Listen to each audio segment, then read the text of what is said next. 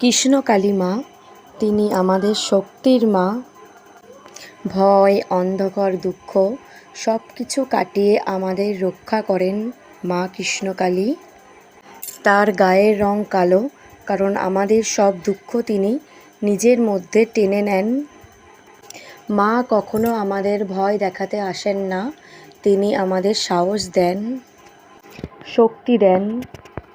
ভক্ত যদি মন থেকে একবার মা বলে ডাকে, মা সেটা সঙ্গে সঙ্গে শুনে ফেলে।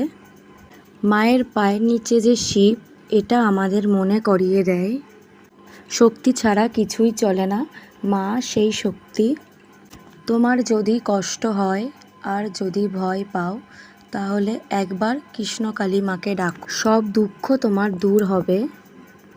তুমি দেখবে মা তোমার পাশে এসে দাঁড়াবেন। ভয় নয়, ভালোবাসা